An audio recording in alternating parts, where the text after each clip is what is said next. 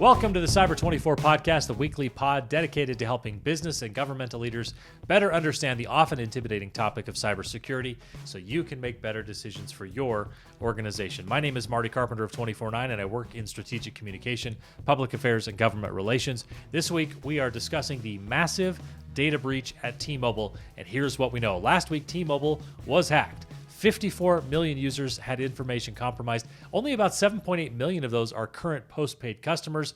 The other 46 million and change are prospective customers or former customers who had applied for plans, had their credit checked, something along those lines. Now, what we also know is this was not a ransomware attack. Very different because ransomware is very in vogue right now.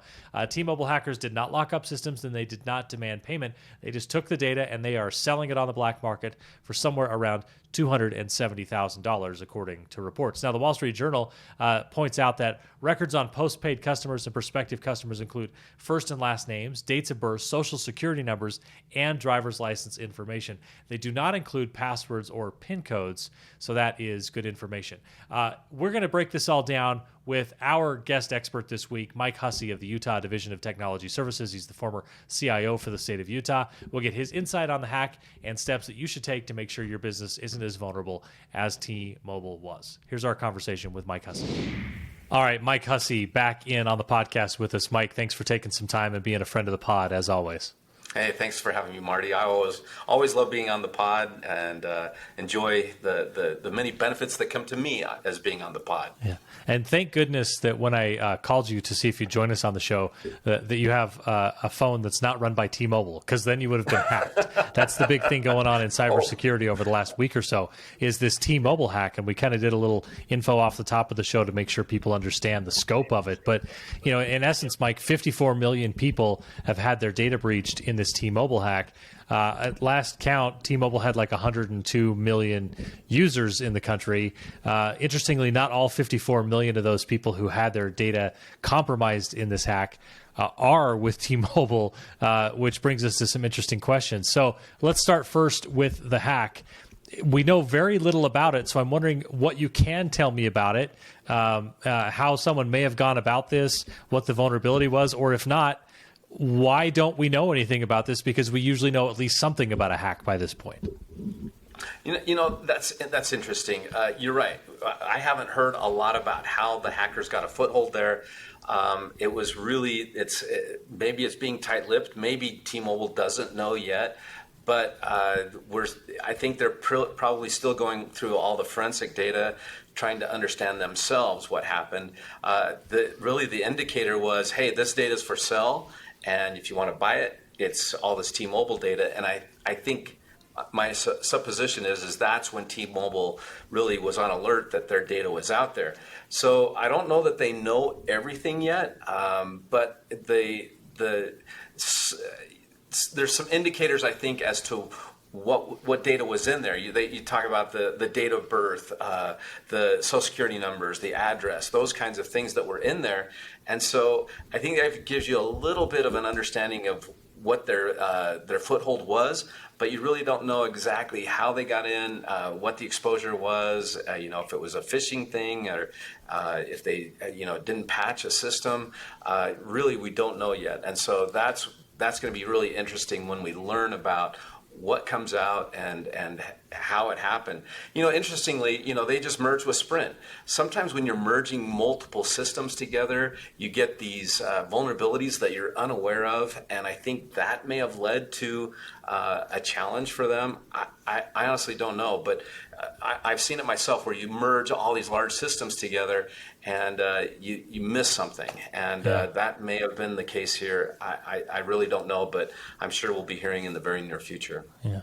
It's an interesting note there, though, because just as it would be possible for hackers to have sort of breached the security defenses of T-Mobile, they may have actually, and be undetected, they may have done the same thing with Sprint, and then when you merge them, suddenly they have access to a whole lot larger of a database. So you have no idea in there. But it also brings up the point when you say we don't really know yet, and if I heard you right there, Mike, you're saying that T-Mobile may not have known until the data was actually out there for sale. So that shows this is a little bit different of a breach anyway, where the perpetrators, the hackers, may have taken the data, and rather than spiking the football and saying we got it, they just took it out and started selling it, and we're going to set up residents there, going forward, because there was no reason to sort of give up your disguise at that point. Is that what? Did I hear you right? Is that a possibility?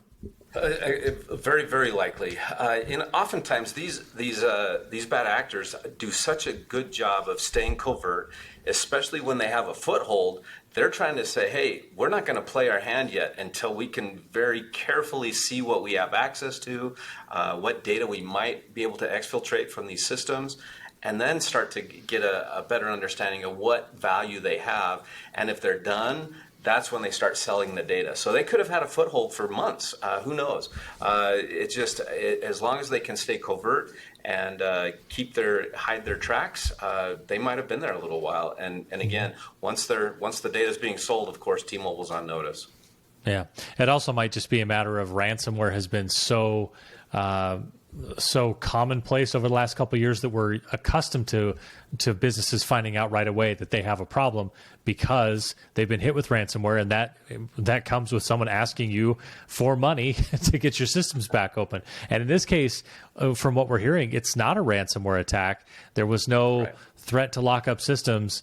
Does that surprise you at all that someone could have that kind of access to the system and not have sort of locked it down? Or is it maybe an indication of what we were just talking about? They could come in, they could get the data, they could get it out, and they wanted to stay in there, so ransomware was not the way to go.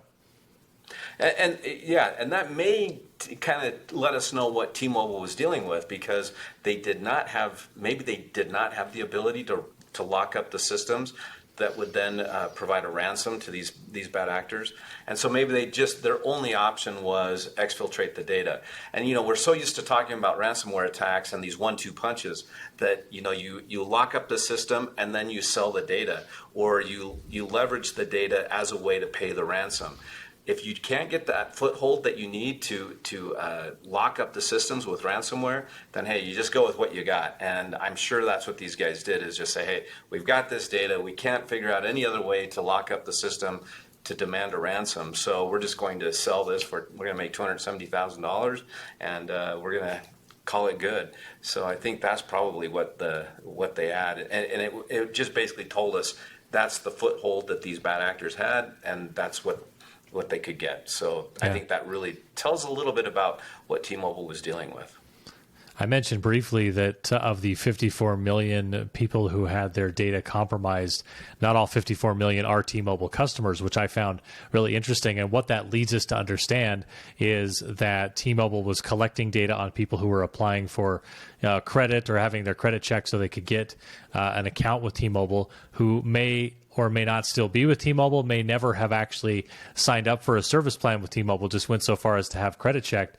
Maybe they were denied because their credit wasn't sufficient to finalize the purchase. But either way, T-Mobile then evidently made the decision to hang on to that data. And I just wonder, this is a real threat that businesses face in an era when they're being held accountable for the data they collect and hold on to, if they don't adequately protect it. So I'm wondering, are we pushing toward a tipping point for businesses where they just understand better the risk of holding onto that data? And if it's not something that they absolutely have to have, do they take it? Does it ever tip from being an asset to being a liability for them to have that kind of data?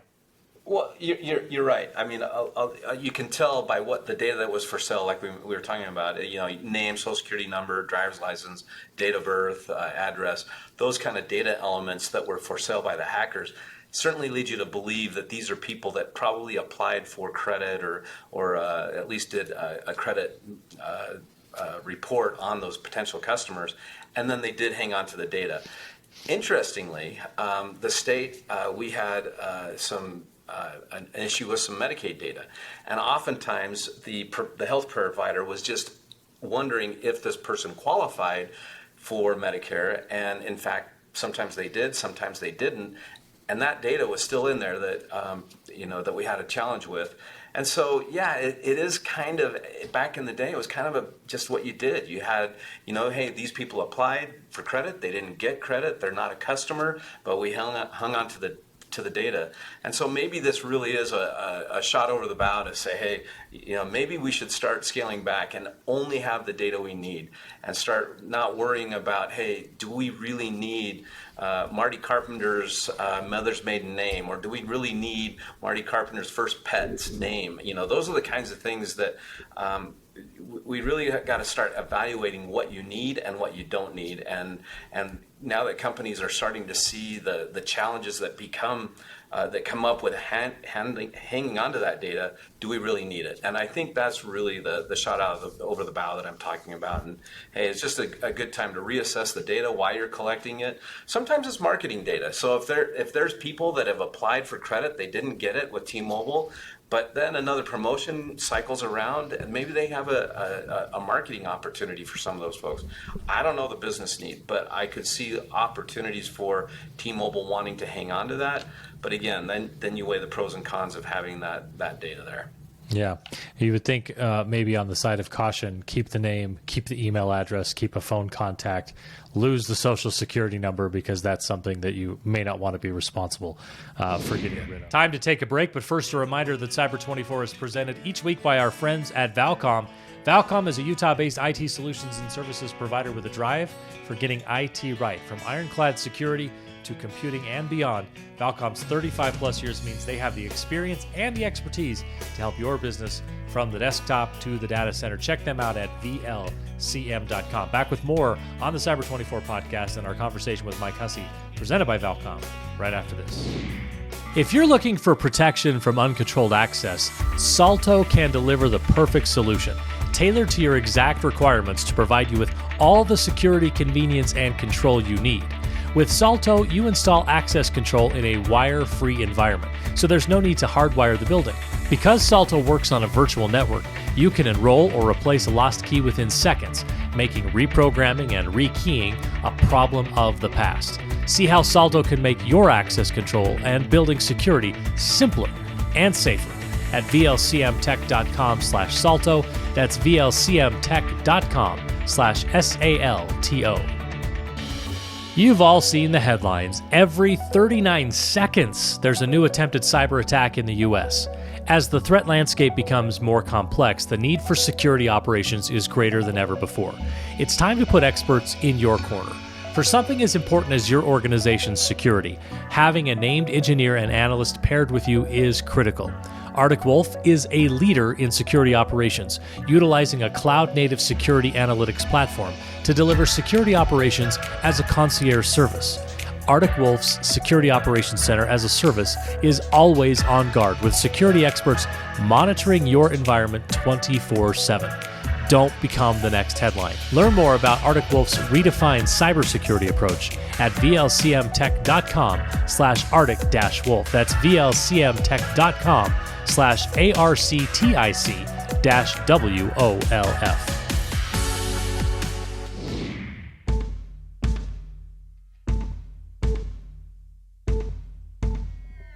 Welcome back to the Cyber24 podcast presented by Valcom. We continue our discussion now with Mike Hussey from the Utah Division of Technology Services. There's this old adage that says, when you ask a bank robber, why do you rob banks? And the bank robber would respond, because that's where the money is. And I think there's something to this, and a trend being identified that hackers are going after the places where the data is. And T-Mobile has a lot of data, and they may have more data in some perspective. They may have more data than they actually need to have. But either way, if you're a cyber criminal, you look at that and say, hey, if we get into T-Mobile, we suddenly have 54 million records and we can go make X amount of money off of it. So, maybe talk me through the risk assessment that comes there with hoarding data and hoarding irrelevant data. We just talked before the break that a lot of people, will collect it and hang on to it for marketing reasons. But you make yourself a target when you hold on to more of that. It's not just we're a big company, but when they can see that you're collecting and holding on to a lot of data, that makes you a bigger target. And that has to factor in somehow to the consideration for what your practice is. No, I love your analogy that data is the new oil, and you sometimes can have an oil spill. I mean, we know that conjures up some very visual scary images for us. And so that's why I think, as we were talking about it a minute ago, that, hey, the warning shots over the bow, hey, do we really need that data or that irrelevant data? Do we want to hang on to that? And I think that's really starting to get into the questions that businesses need to ask themselves. Is there value for us? And I think more and more, from a state's perspective, we're seeing the correlation of systems. Hey, I'm a boat owner. Maybe I want my fishing license as well. So from a state's perspective, you sometimes try and suggest opportunities to make the citizen's life easier. That's sometimes a tricky tightrope to walk, because you want to make citizens' lives easier, but at the same time, you don't want to cross a line that exposes unnecessarily data that the citizens have, and they've had those entrusted with the state. Same thing with all these businesses. Hey, yeah, there's a lot of data there. There's a lot of opportunity to market and monetize that data, but do you run the risk of having that oil spill? And that's I think where the businesses need to take a step back and say, hey, look, what point do I have? Does my risk exceed the value that I might get out of that data? Yeah. The first half of 2021, there were an estimated 1,700, give or take, publicly reported data breaches, which is an amazing number in and of itself. But in those 1,700 data breaches, more than 18 billion pieces of information have been exposed, which, I guess you can get to that number pretty quickly if you say 54 million people in T-Mobile alone, and each one of those maybe had between, say, 3 and 7 data points there. 54 million times 7 gets you on a nice jumpstart just with one breach. But those numbers, I think, are staggering, and it feels like the public has maybe gotten into the groove of, I give my data out and my data is going to get exposed, and for those people who care, will just have really good passwords and will watch the news and change their passwords. But those numbers should be enough to make people give people pause when it comes to actually going out and giving out their data. But it's just sort of something you have to do. So we're all kind of stuck, I suppose. Yeah, stuck's a strong term. I think you're right. I think I hate to say that we are getting callous to this. It is occurring often. 1,700 the first half of this year. That's just crazy. But it's a reality, and I think more and more there's going to be changes that occur to protect the citizen. I even noticed on my iPhone, and you maybe talked about this on the podcast. My iPhone, when it uses Face ID to unlock applications and things like that, now warns me and says, hey, I've noticed you use this password between this location and this location. They're the same.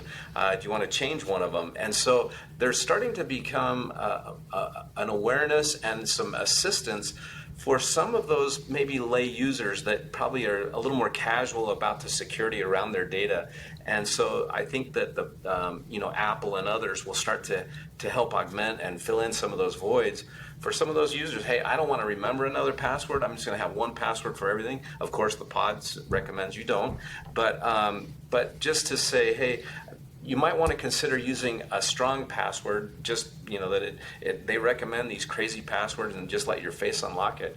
I think there will be new ways to secure that data, and hopefully we don't get calloused and to the point where we're just like, oh, another breach and not worry about it. But I think we do need to really take advantage of the tools that are available. I know that T-Mobile is going to provide credit monitoring for a couple of years for some of the folks that were included in that data breach. And that's good, but I think there's going to be other things coming into the market that will help us, help the lay citizens protect our passwords, protect our data, and do a better job of that. Yeah, there are really only 3 points of responsibility that are somewhat within, on the good guy side anyway, right? The businesses can protect your data better or collect less of it or delete what they don't need, that kind of thing. Individuals can protect it better by having stronger passwords and just overall better cyber hygiene and making sure I don't reuse the passwords over 5 or 6 or 25 or 100 different websites, all of those things. The third leg on that stool is government. And, there really aren't, from what I understand, and correct me if I'm wrong, there's not a whole lot of regulation in place at this point to limit the information that companies can gather on you. There have been some attempts at this. California has the California Consumer Privacy Act, CCPA.